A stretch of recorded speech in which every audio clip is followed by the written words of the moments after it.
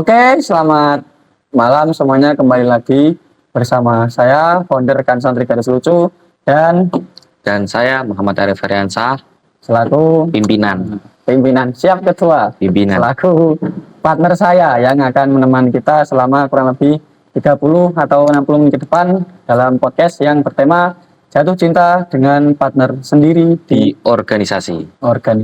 Baik, sebelumnya seperti yang kita ketahui bahwasanya organisasi itu tidak lepas dari yang namanya komunikasi atau interaksi antara dua orang, dan tidak menutup kemungkinan karena organisasi itu adalah kumpulan orang yang berasal dari latar belakang yang berbeda yang memiliki tujuan yang sama, maka tidak menutup kemungkinan adanya komunikasi internal atau interaksi lebih khusus antara laki-laki dan laki-laki atau laki-laki dan perempuan.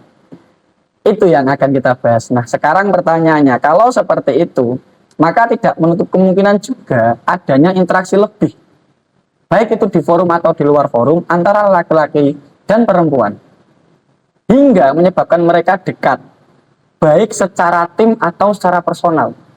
Nah, bahasa mudahnya kita menyebutnya partner lah, biar gampang, kita sebut partner. Nah, sekarang pertanyaannya, kalau Pak Wah sendiri yang saat ini masih menjadi pimpinan di salah satu organisasi, punya nggak seorang partner? Dan kalaupun toh punya, seperti apa lika-likunya? Sisi positif negatifnya menurut Pak Wah sendiri seperti apa? Silakan. Baik, saya akan menjawab dengan jujur. Mohon maaf, saya tidak punya partner. Iya, betul. Saya nggak punya partner. Betul, saya nggak punya partner. Alasannya ya belum aja sama yang namanya partner. Kalau partner laki-laki pasti ada. Kalau partner perempuan, beda lawan jenis ya belum. Alasannya belum terjawab tadi. Alasannya ya banyak alasan. Kalau disebutkan kurang. Entah nanti netizen mau komentar seperti apa, yang jelas saya belum punya partner. Belum punya atau memang dari organisasinya sendiri melarang untuk memiliki partner? Menurut Pak seperti apa? Menurut saya kalau organisasi sendiri, sebagian orang mengatakan boleh, sebagian orang mengatakan tidak boleh. Alasannya? Karena kalau di organisasi sendiri yang saya ikuti ini, kita itu ada organisasi perempuan, ada organisasi laki-laki. Terpisah. Lembaganya terpisah.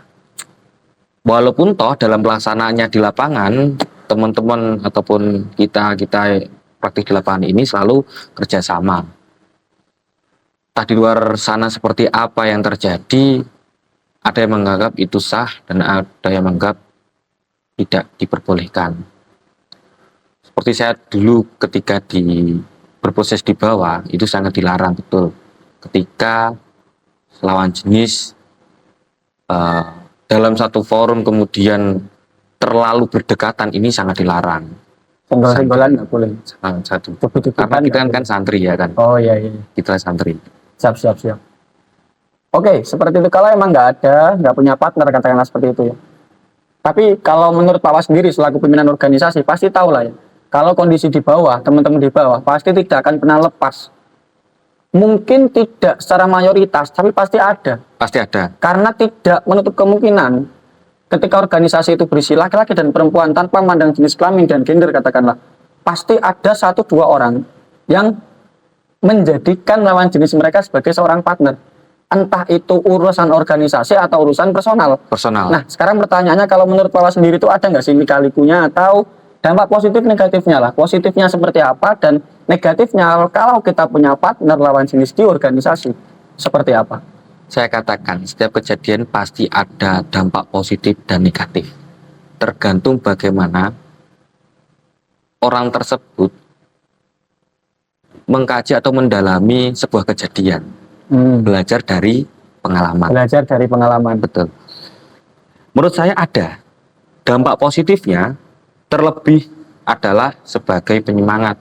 Walaupun support system. Walaupun dalam kiprah saya di organisasi belum yang namanya punya partner lawan jenis kan ya. Ya, Tapi ini kan kata Van tadi, mungkin di lapangan terjadi demikian.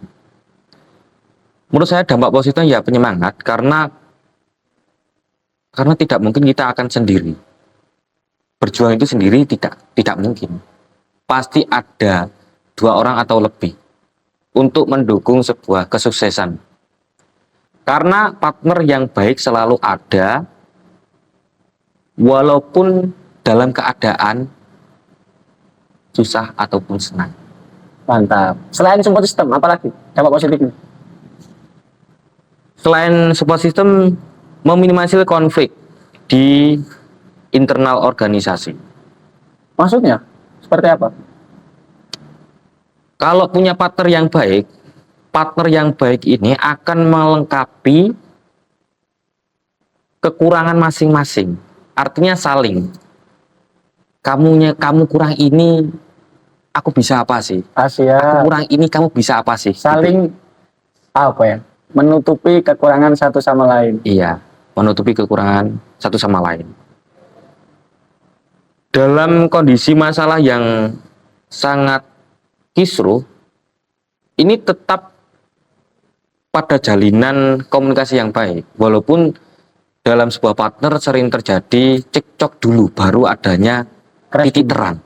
Tawuran dulu. Bantah-bantahan. Kamu nggak suka ini, aku nggak suka ini. Terus ambil titik temunya di mana? Pasti ada. Nah, itu salah satu partner yang baik adalah partner yang mampu memberikan dampak positif dalam kondisi susah ataupun senang. Bagi saya itu. Yang lain mungkin alasan. Yang lain yaitu tadi yang saya katakan, bisa saling melengkapi. Bisa saling melengkapi, artinya kamu kurangnya apa akan aku lengkapi, aku kurangnya apa, kamu yang melengkapi. Masuk. Kamu yang bawa rokoknya, aku yang bawa koreknya. Iya, Kamu yang nyari uangnya, aku yang nyiapin lokasinya. Iya, ini boleh ngerokok ya? Boleh. Masyaallah. Kan gitu kan, rata-rata kan orang itu kan berpartner, itu kan untuk melengkapi satu sama lain. Betul. Bukan untuk saling merendahkan atau menjatuhkan, tapi memang untuk memotivasi satu sama lain, saling memberi support satu sama lain. Contoh seperti ini, Pak Wah yang survei lokasinya, saya yang lobbying pada stakeholdernya. Pak Wah yang nyiapin undangannya, saya yang mengirimnya. Pak Wah yang nyiapin konsumsinya, saya yang mesen, kan gitu kan. Jadi apa ya, apple to apple gitu. Terjadi keseimbangan antara satu orang dengan orang yang lainnya, karena tujuannya partner ya itu gitu. Ini misal, cuman ini sering terjadi di lapangan. Gimana? Ya tadi, Pak Wanya ya di lapangan. Oh, salah. Kalau dalam organisasi yang terpenting adalah Pak Wanya yang lebih, baru yang eksekusi di lapangan teman-teman. Nah, begitu. ada salah satu pepatah dari teman saya, bukan pepatah sih ya, quotes biasa lah. Quotes biasa. Seorang ketua akan dianggap gagal bila dia mengurus masalah-masalah hal teknis yang harusnya dilakukan oleh anggota-anggotanya. Bener nggak? Betul. Organisasi harus terorganisir. Nah, Organisasi harus terorganisir. Walaupun toh kita itu kalau di organisasi yang saya ikuti ini, karena rentan usia yang sangat jauh dan kemudian beberapa usia ini punya masalah sendiri-sendiri, yang kemarin di episode kemarin kita sudah pernah bahas tentang usia ini menjadikan kita harus ngapain dan kita harus memperlakukan seperti apa gitu. Tapi dampak positif lagi untuk partner itu, kalau bagi saya simpelnya adalah teman sharing. Teman sharing. Contohnya teman sharing ya? Teman sharing ya berbagi cerita. Berbagi cerita, kita lagi ngapain. Oh, kamu di sana sudah ngadakan apa? Di sini saya sudah ngadakan ini dan sebagainya. Teman sharing, teman bercerita. Kita sudah ngapain aja dalam perjalanannya. Walaupun toh dalam perjalanannya ini kita belum ngapa-ngapain, setidaknya kita itu sharing, mendapatkan pengalaman dan wawasan. Oh, dia sudah seperti ini ya. Dia sudah lebih baik daripada kemarin. Simple sih, tapi Simple. nggak semua orang bisa gitu. Betul. Kamu lagi habis ini, kamu hari ini ada acara apa? Kamu butuh bantuan atau enggak? Kamu butuh teman curhat atau enggak? Betul. Kamu ada Simple. masalah, saya bisa kasih solusi enggak? Nah. Nah, itu yang namanya teman sharing. Ada lagi dampak positifnya adalah meningkatkan produktivitas. Apa itu? Meningkatkan produktivitas. Artinya kerjasama dengan partner yang baik akan menghasilkan dan meningkatkan kerja jadi lebih terarah dan terukur, sehingga kesuksesan yang akan hendak digapai ini sudah ada plot-plotnya. Anjay, kelas. Tergantung bagaimana nanti kata-kata Dekotes itu biasanya kita sudah usaha, kita sudah melakukan apa yang kita bisa, tinggal Allah nanti mengijabah atau tidak. Saya pernah dengar quotes itu seperti itu. Iya, kalau versinya Mas Fon gimana? Jadi saya punya rencana, Pak Waw punya rencana, tapi jangan pernah selalu lupa bahwa ada Allah yang maha berencana. Iya, betul. Seperti itu. Oke, itu untuk dampak positifnya. Sekarang dampak negatifnya pasti ada lah. Karena setiap hal itu pasti ada sisi positif dan negatif. Oke, tadi sudah selesai dampak positifnya, sekarang dampak negatifnya. Apa sih kira-kira dampak negatif dari adanya partner di organisasi? Sebelum saya menginjak ke negatif, saya akan menggarisbawahi kaitannya dengan penyemangat tadi.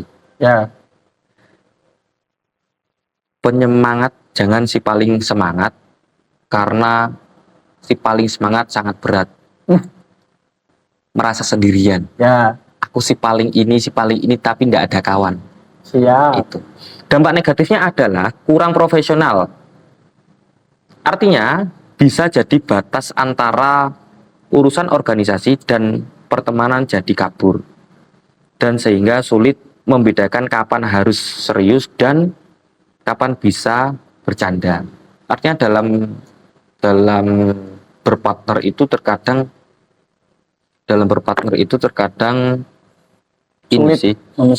sulit memisahkan. Ya, bukan kurangnya profesional, karena kita lagi belajar, teman-teman. Nah, siap. Kita lagi belajar. Sekali lagi kita lagi belajar untuk gimana sih baiknya. Nah, dari dampaknya itu kurang profesional aja. Kapan kita harus bercanda, kapan kita harus serius, kapan ini forumnya di organisasi, kapan kita forumnya ini untuk personal pribadi. Terkadang ada beberapa teman-teman itu kejadian di lapangan adalah doinya aktivis, partnernya enggak. Partnernya enggak. Kamu ada saling, gimana? Lanjut.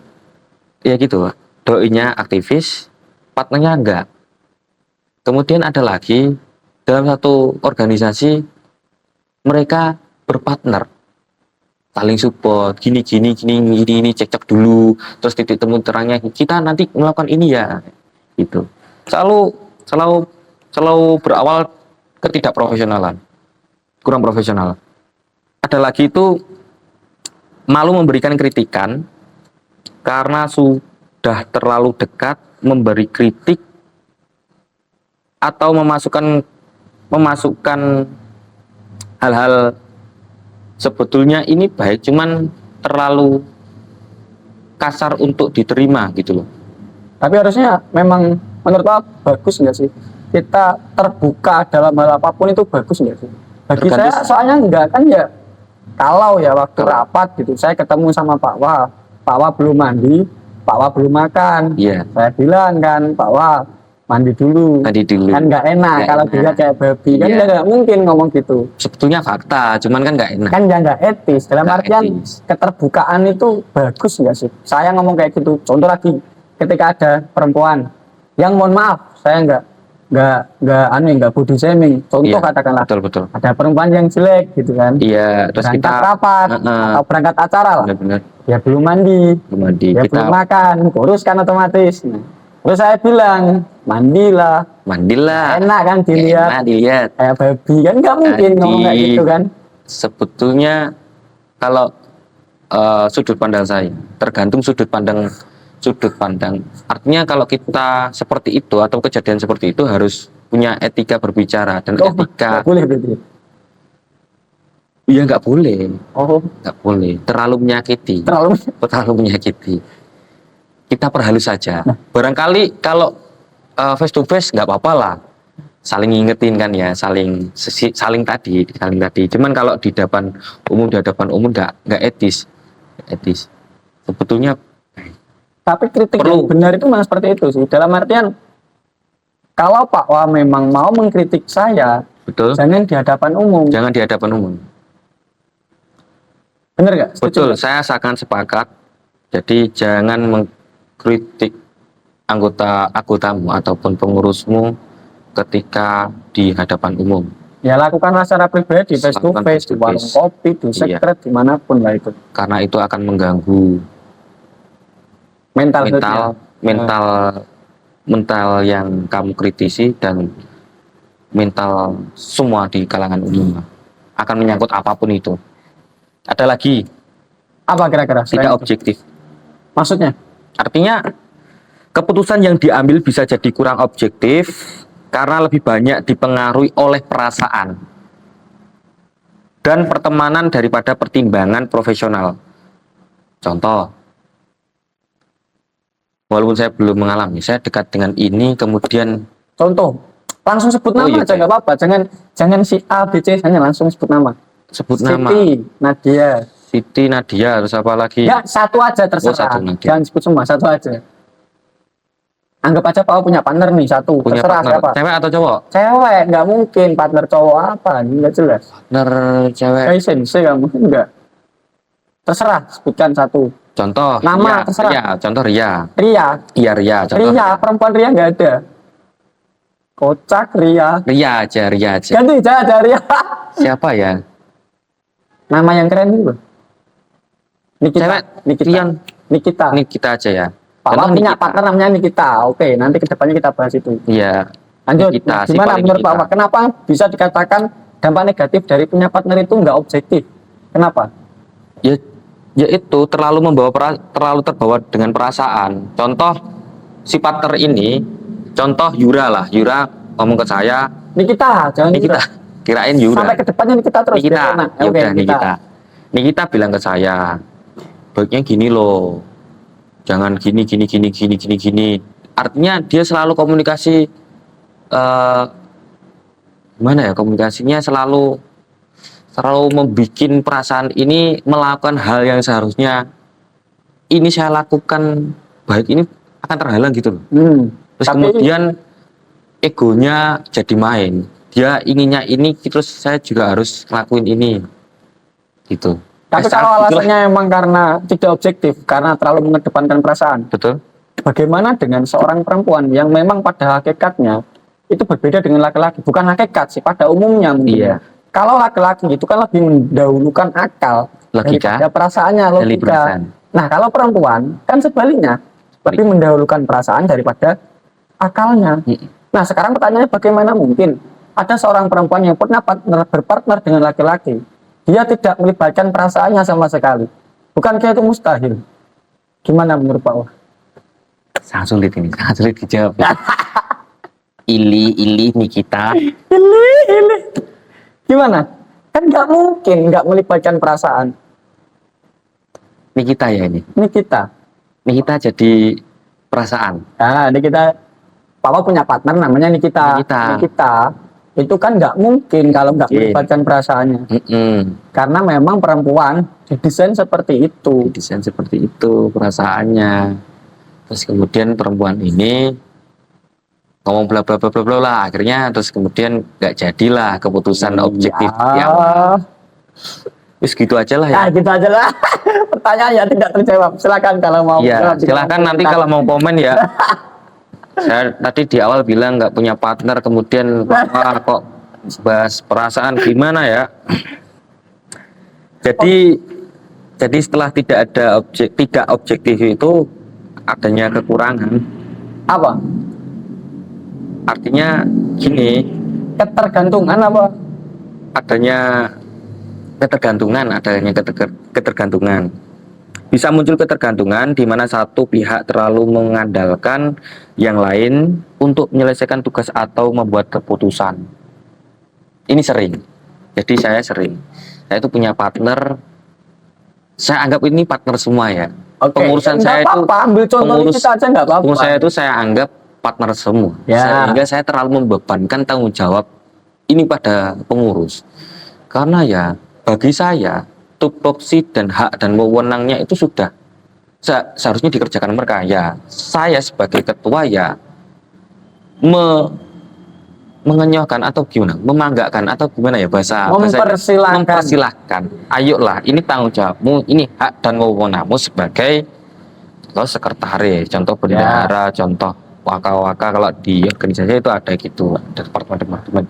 Ini tanggung jawabmu, ini hakmu, tolong ini dilakukan. Kalau tadi rekan Fon membahas di awal kaitannya sangat tidak diperkenankan Pak Wa terjun sebagai teknis, ya kan? Ya seperti itu, karena ya tanggung jawab dan wewenangnya ini yang harus kalian lakukan teman-teman. Ya kalian lakukan. Selebihnya kalau nggak mampu ya teman-teman yang mampu. Dan paling akhir dan paling ujung tombaknya ya baru saya. Wah, siap. Baru kalau sekiranya kerucil-kerucilnya nggak ada yang bisa, baru ketuanya kan kayak gitu. Betul. Mungkin itu ya dampak positif dan negatif ketika kita punya partner di organisasi. Nah, dan yang paling terakhir ada apa? Beban emosional. Kan tadi ada perasaan. Ya. Terjadilah beban emosional ketika teman akrab ataupun partner ini sedang menghadapi masalah pribadi, bisa merasa ikut terbebani dan serasa yaitu terbebani dan secara terpaksa harus membantu untuk menyelesaikan masalah tersebut. Contoh teman-teman saya yang sudah punya doi ataupun kemudian sudah beristri ya kan ya, pasti istrinya akan juga punya beban emosional. Wah, bojoku terlalu riwa-riwi, kemudian suami saya terlalu riwa-riwi berorganisasi, saya kemudian partner saya terlalu riwah dalam dunia organisasi, saya harus ngapain dan sebagainya, saya harus mengajukan apa sebagainya. Dampak negatifnya itu, cuman itu kan nanti ada dampak positifnya juga. Tetap ada, pasti ada. Oke, pertanyaan selanjutnya ya, mungkin ini dampak negatif dan positifnya sudah ya. Kita menginjak pertanyaan selanjutnya soal jatuh cinta dengan lawan jenis di organisasi.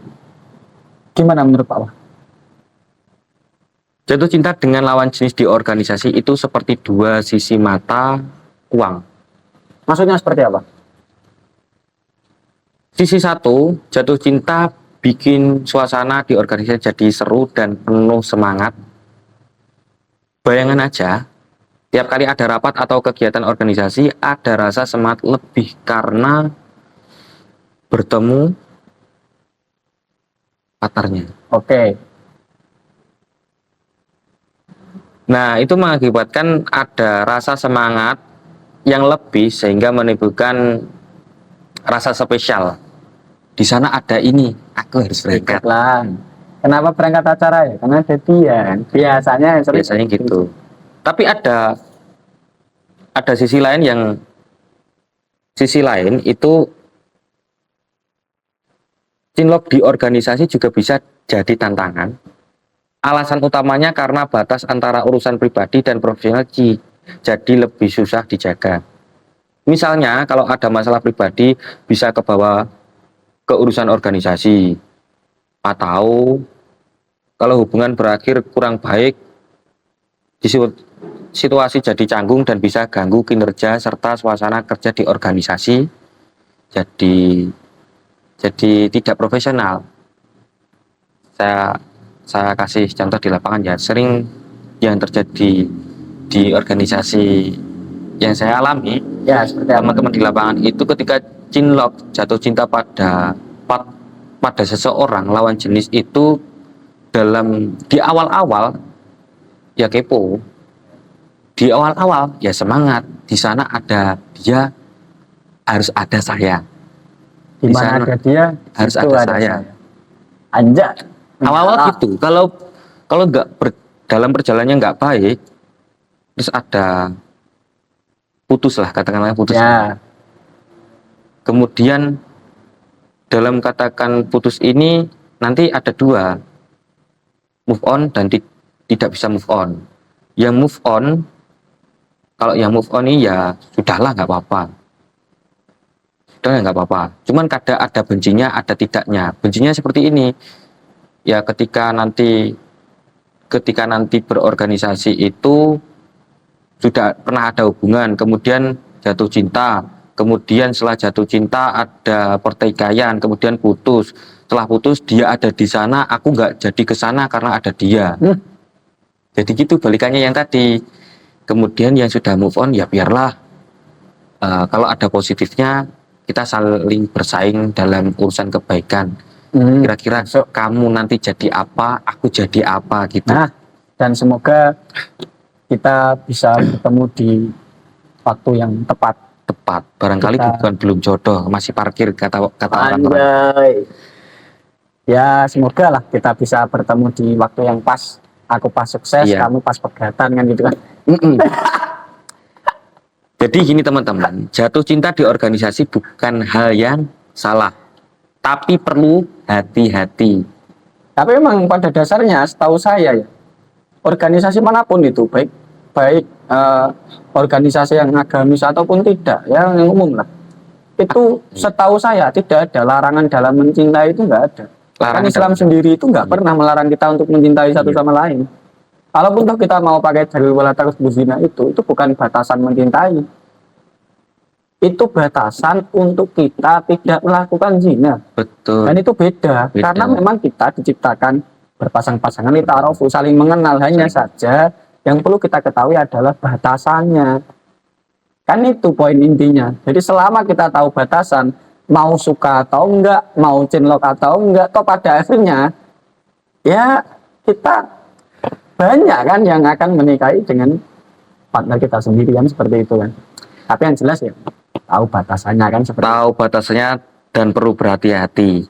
Nah, kalau bisa menjaga semuanya dengan baik, jatuh cinta bisa menjadi pengalaman yang seru dan positif. Tapi kalau enggak, siap-siap saja. Siap-siap. Karena ada drama Ya. di baliknya dan perjalanannya. Ngalang-ngalai drakor. Asik. Nah, gini, menyoal cinlok di organisasi itu ada statement yang unik. Uniknya kayak gini statementnya, kita itu pada dasarnya kalau mau aktif di organisasi, kita itu nggak butuh pacar, kita itu nggak butuh seseorang yang spesial, kita hanya butuh someone to talk, seseorang untuk kita ajak sharing, untuk kita ajak cerita, untuk kita ajak saling menceritakan kisah luka, kisah lika-liku kita di organisasi. Jadi pada akhirnya kita hanya butuh seseorang yang mau mendengarkan itu, yang siap menjadi telinga untuk cerita-cerita kita, yang siap menjadi pundak bagi keresahan kita, dan siap menjadi penyemangat kita. Menurut Pak Wah seperti apa? Tanggapan saya mengenai statement ini adalah bisa dibilang cukup menarik dan punya poin yang valid. Ya. Ada benarnya bahwa dalam bercinta, jatuh cinta dalam kalau situasi bermaknanya beda. Iya, berawalan dan berakhiran itu harus hati-hati teman-teman. Seperti ini tadi, bercinta, waduh, berorganisasi bercinta. Jangan nanti dikat lah, cut aja lah ya. Lanjut. Poin yang valid, ada benarnya bahwa dalam banyak situasi yang kita cari sebenarnya adalah koneksi emosional dengan seseorang, teman ngobrol yang bisa mendengarkan, artinya partner yang bisa mendengarkan itu tadi, seperti yang dikatakan tadi, betul-betul nanti memahami, betul-betul berbagi cerita. Ya tadi seperti yang di awal kita bahas, kamu kurangnya apa, saya bisa melengkapi apa, gitu kan ya. Banyak orang merasa lebih baik dan lebih nyaman ketika mereka punya seseorang yang bisa diajak ngobrol tentang apa saja, mulai dari hal-hal sepele hingga hal-hal yang besar. Dalam hal ini kebutuhan akan komunikasi yang mendalam dan kehadiran seseorang seringkali lebih penting daripada sekedar status. Karena memang pada dasarnya apa ya kan, saya sendiri kalau punya partner sekalipun, saya nggak mungkin kok hanya melibatkan dia untuk persoalan-persoalan di organisasi, itu nggak mungkin. Pada faktanya hampir semua orang seperti itu bisa dikatakan partner karena mereka sudah terlalu dekat, mereka sudah tahu baik buruknya kita, baik itu di dalam forum atau di luar forum. Jadi ya wajar gitu kalau pada waktunya ya, pada akhirnya orang itu nggak akan cerita hanya soal organisasi, tapi juga urusan personalnya, Betul. urusan pribadinya, urusan keluarga, pendidikan, dan lain sebagainya. Hingga pada Hingga titik tertentu mereka berdua ini akan menemukan kesamaan yang ada dalam masing-masing diri mereka. Dan dari sinilah lahir yang namanya jatuh cinta. jatuh cinta. Bagi saya seperti itu. Jadi kalau kalau pacaran, bagi saya sendiri, saya kurang setuju karena memang selain membuang-buang waktu, membuang tenaga, pikiran dan lain sebagainya, pada akhirnya orang itu nggak butuh pacaran. Setiap orang itu pada akhirnya nggak butuh pacaran. Kita hanya butuh perhatian dari seseorang. Kita hanya butuh someone to talk about anything. Semua lah. Kamu habis ngapain? Capek enggak? Mau dibantu Se-effort enggak? itu ya. Mau foto enggak? Mau kemana? Mau makan enggak? Iya. Itu yang kita butuhkan. Dan sayangnya untuk mendapatkan itu kita harus melewati tahap pacaran. Itu sayangnya di situ. Sayangnya di situ. Secara konsep seperti itu kan. Mungkin kalau dikemas seperti ini ya Gus, kaitannya dengan pacaran, ya mungkin pacaran ini melibatkan aspek-aspek lain yang seperti komitmen, cinta, dukungan emosional, dan terkadang rencana jangka panjang seperti apa. Jadi meskipun benar bahwa punya seseorang untuk diajak ngobrol itu penting, pacaran yang menjadikan lebih dari sekedar tempat untuk curhat tadi, sempat untuk bersharing tadi, ada dimensi kedekatan yang lebih dalam seperti kasih sayang, kepercayaan, dan berbagi kehidupan bersama yang tidak selalu bisa digantikan hanya dengan teman ngobrol. Artinya kalau dikemas, seperti yang saya bilang di awal, kehadiran seseorang seringkali lebih penting daripada sekedar status. Artinya kalau yang mengatakan kalau kamu partnerku ya, ayo kita berpartner, kaitannya dengan baik ya ayo kita lakukan. Kalau yang kita lakukan ini kurang baik ya ayo kita benahi gitu loh. Cuma ya rata-rata orang itu mereka itu gampang udah FOMO gitu. Mereka mengikuti apa yang orang lain lakukan gitu. Yang menurut mereka itu baik. Menurut mereka ya, bukan pada dasarnya kan beda. Iya. Opini kan bisa berbeda-beda, tergantung orangnya siapa. Betul. Nah, bagi saya sendiri itu pada dasarnya, percaya atau enggak, setiap orang itu enggak butuh pada yang namanya pacaran. Betul. Setiap orang itu hanya butuh tempat untuk cerita, tempat untuk sharing dan lain sebagainya. Dan perlu digarisbawahi, hal itu berlaku ketika kita menjadi aktivis organisasi atau masih aktif. Berbeda ketika kita sudah selesai dalam masa kepengurusan atau periode kita sudah selesai dan kita ingin menginjak pada fase selanjutnya, yaitu ke jenjang pernikahan. Bukan lagi fokus ngurusi organisasi. Itu beda lagi. Kita nggak butuh someone to talk lagi, tapi kita butuh orang yang benar-benar tanggung jawab, orang yang benar-benar siap, baik secara mental, finansial, dan lain sebagainya, untuk menjadi partner rumah tangga. Itu yang penting. Nah, itu pertanyaan selanjutnya. Tadi statementnya udah ya, berarti terkait someone to talk tadi, Iya. mungkin bisa disimpulkan lah. Selanjutnya, ini mungkin menjadi pertanyaan yang agak tabu, tapi enggak apa-apa, mungkin secara personal ya. Pak Wa sendiri, ada rencana niatan nggak nikah sama se-alma mater? Atau nikah sama alma mater yang sama dengan yang Pak Wa tekuni sekarang, organisasinya? Banyak rencana. Banyak rencana. Banyak rencana. Iya atau tidak? Sesimpel itu padahal, iya atau tidak? Sangat sulit untuk dijawab. Iya atau tidak? Tinggal jawab, Bro. Iya. Iya. Siap-siap buat anggotanya Siap-siap Pak buat Wa. anggota, siapa tahu santri kemudian juga sealma mater dengan saya, Ya. maupun lambang kalian segitiga, saya siap. Oke, kalau memang ada rencana ke situ, apa alasan Pak Wa mau menikah dengan satu alma mater organisasi? Lebih paham dia. Pastinya lebih paham. Maksudnya seperti apa? Ya lebih paham Kalau satu alma mater itu yang di benak saya itu